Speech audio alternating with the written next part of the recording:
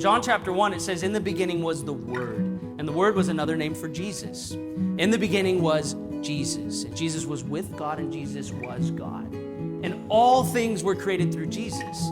The Bible says nothing was created that wasn't created through Jesus. And then a few verses later in John chapter 1, verse 14, it says, and Jesus became flesh and dwelt among us. Jesus took on human form. God came as a baby and wrapped himself in human form. And it says he dwelt among us, which means he tabernacled. He pitched his tent among us humans, you could say.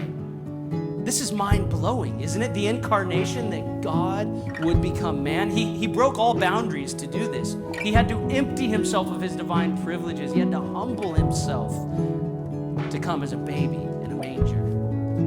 What great boundary there must have been between the heavenly throne room of God and a dirty manger there in Bethlehem. Just utter humility.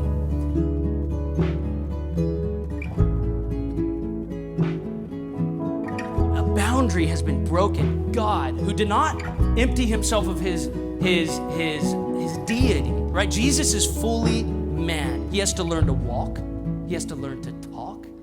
He has to be needed from his mother to be nurtured and to grow. He is a human, but at the same time, he is fully God, because he would be able to tell the wind and the waves to cease, and they would. At any moment, he could call down a legion of angels, fully God in this tiny little baby. What he did was empty himself of the glory of the heavenly throne room to come in the humility of mankind. Amazing when you think about it. So he comes as a baby. We celebrate Jesus as a baby in a manger. This is the most iconic symbol at Christmas time, is the baby in the manger. Now, when we celebrate other historical figures like President's Day or different things, when we celebrate George Washington or Abraham Lincoln, we don't celebrate the baby version of them. We're like, oh, little baby George, he was so cool. Like, that would be weird.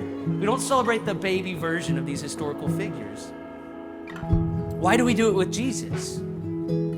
Well, first, Jesus is God, so we celebrate him because he's God. But the angel said, this will be the sign to you. It will be a baby in a manger. This is the sign of the Messiah that has come. It is appropriate and a right for us to worship Jesus as the baby in the manger. It was the sign that was given to us. And so Jesus, he has arrived. God, the anointed one, has arrived.